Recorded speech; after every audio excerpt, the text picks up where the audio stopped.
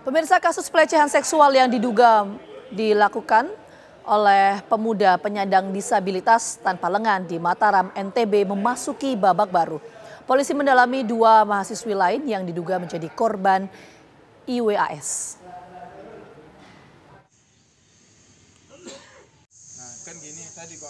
Kasus pelecehan seksual yang diduga dilakukan pemuda penyandang disabilitas tanpa lengan di Mataram, NTB memasuki babak baru. Polisi mendalami 2 mahasiswi lain yang diduga jadi korban IWAS.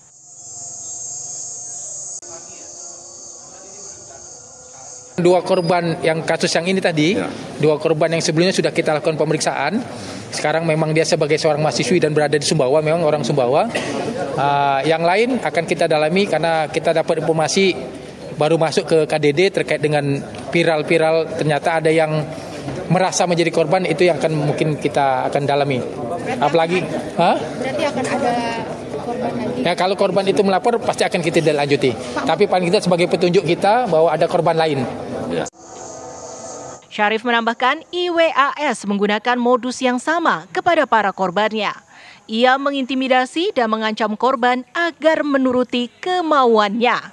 Ancaman itu berupa menakut-nakuti korban akan masa lalunya. Seolah-olah membangun persepsi, menekan korban dengan kondisi korban yang lemah, sehingga memanipulasi dan mengikuti kata-kata si pelaku. 2 korban yang sudah kita periksa, modusnya sama.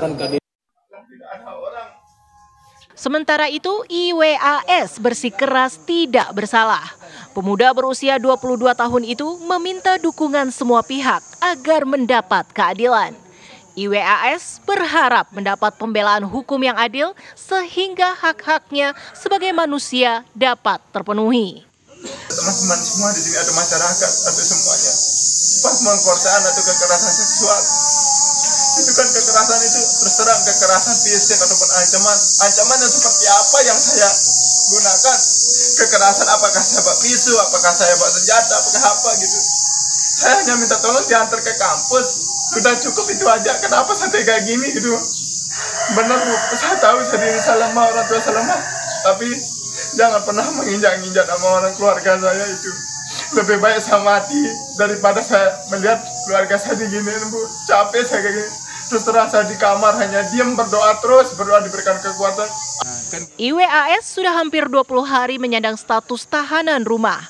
Penahanannya dapat diperpanjang untuk kepentingan penyidikan.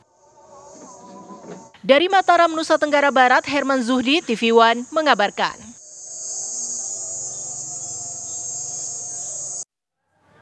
Pemirsa, bagaimana perkembangan terbaru kasus yang menjerat pria difabel jadi tersangka pelecehan seksual ini? Langsung saja kita bergabung dengan rekan Herman Zuhdi. Herman, apakah betul korban ini diduga lebih dari 2? Dan juga Aditya dapat kami kabarkan bahwa memang penyidik dari Subdit 4 Direktorat Kriminal Umum Polda Nusa Tenggara Barat terus mendalami kasus keterlibatan dari tersangka disabilitas IWAS atau alias Agus ini untuk mengetahui siapa saja korban-korbannya, dan dari hasil pengungkapan bahwa ada terdapat 10 lagi korban dari 3 korban sebelumnya yang telah memang secara resmi melapor ke Mapolda Nusa Tenggara Barat. Namun 10 korban itu masih melaporkan diri ke Komisi Penyandang Disabilitas KDD Nusa Tenggara Barat untuk kemudian nanti secara bersama-sama akan melaporkan ke Mapolda Nusa Tenggara Barat. Sejauh ini yang dapat kami simpulkan bahwa memang jumlah korban ini terus bertambah dan ini akan terus terupdate jumlah korban ini sesuai dengan pendalaman yang dilakukan oleh kepolisian.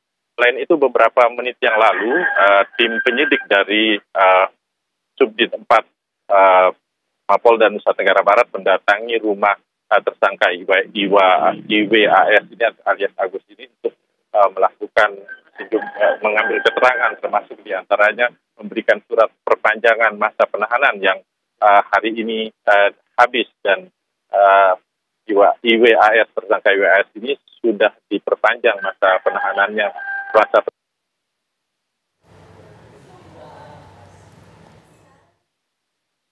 Oke, Herman.